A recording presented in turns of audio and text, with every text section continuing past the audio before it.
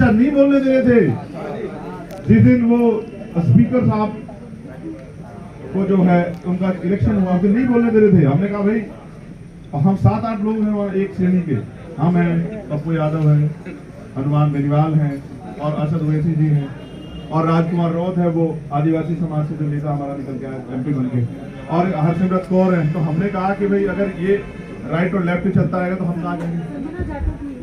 नहीं, वो तो कांग्रेस है, उन पे बहुत सब कुछ जाति के आधार पर नेता मत मानो, वरना तो विचारधारा जीरो हो जाएगी। तो वो सब लोग हमने उनसे कहा कि बोलेंगे भाई हमें भी चुनाव जिता के भेजे हैं, मोदी जी की दया पे नहीं आए हम लोग, 1.5 लाख वोट से जनता ने जिता के भेजे हैं, हवा से नहीं जीत के आए। हमें भी 5 लाख से ज्यादा वोट दिए जनता ने, तो हम भी बोलेंगे पार्लियामेंट में। हम नहीं बोलेंगे तो हमारे लोग कहाँ जाएंगे भाई? तो हमने कहा देखिए हम भी बोलेंगे, और हमने पहले दिन कहा देखिए हमारे लोग बहुत बुरी हालात में हैं, तो आप हमें संरक्षण कीजिए, हमें मौका दीजिए बोलने का, हम बताएंगे देश का सच क्या है। और जब हमें राष्ट्रपति जी के अभिभाषण पर बोलने का मौका मिला तो हमने 30 मुद्दों को लगभग उसमें जो है कवर किया। आप समझो कि अभी वो मैं उसमें उस तरह से नहीं रमा बसा हूँ, अभी तो मैं आना जाना मैंने शुरू किया, लेकिन आप सोचो 1 साल बाद क्या होगा। 1 साल बाद ये होगा कि मजबूरी में सारे विपक्षी दलों को वही बात बोलनी पड़ेगी जो आप सुनना चाहते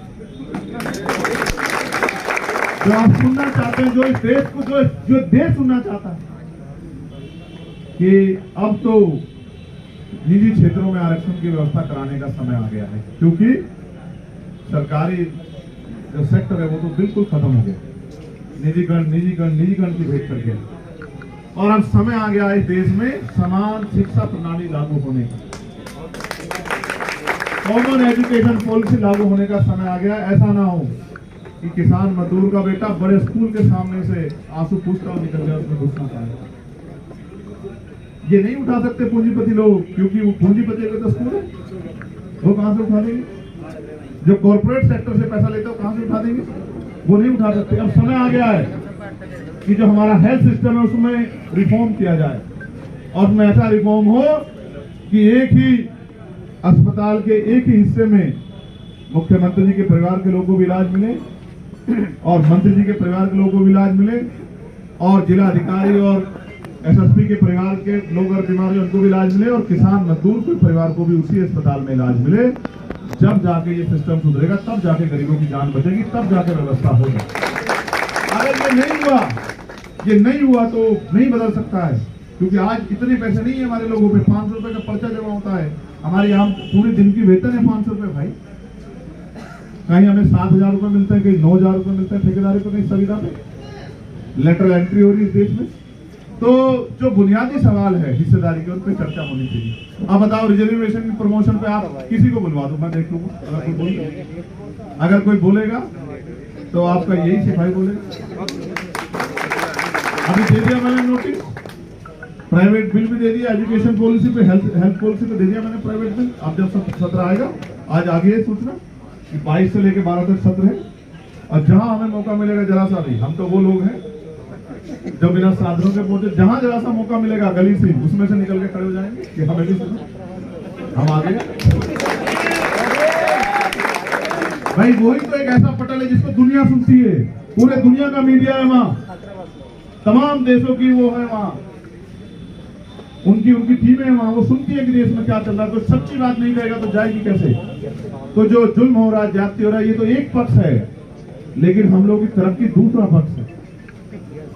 जुल्म जाति तो सुनते खत्म हो जाएगी जब सब लोग ताकतवर हो जाएंगे। कल हमसे मीडिया के साथी ने कहा, इंडियन एक्सप्रेस के इंटरव्यू में, आइडिया एक्सचेंज छपेगा भी, हमसे कहा कि भाई आजकल आपकी आलोचना हो रही है। हमने कहा क्यों? कहता है कि भाई वो हेलीकॉप्टर में चलने लगे हैं, कोई कहता है कि वो प्राइवेट जेट में चलने लगे हैं।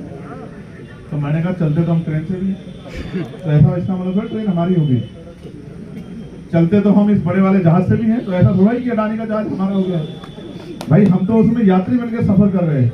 लेकिन मैंने उनसे कहा मैं तो चाहता हूं कि भाई हमारा हर आदमी हेलीकॉप्टर से चले। क्या मतलब है भाई? सच ये है, तुम अपने दिल पे हाथ रख के बताओ कितने लोग ऐसे हैं जिनकी माओ ने हवाई जहाज में सफर किया? बताओ। हेलीकॉप्टर में जिन्होंने सफर किया हो, और तो छोड़ो, रिजर्वेशन वाली ट्रेन में भी हमारी माओ ने सफर नहीं किया होगा। तो इसका मतलब क्या है कि हम जिस हालात में पैदा हुए उसी हालात में मर रहे हैं, किसी को फर्क नहीं पड़ता। मोदी जी ने तो कहा कि चप्पल वाला हवाई जहाज में चलेगा, और चप्पल भी छीन ली। मैं आपसे कहना चाहता हूँ, फूल वही चुन पाते हैं जो कांटों से टकराते हैं।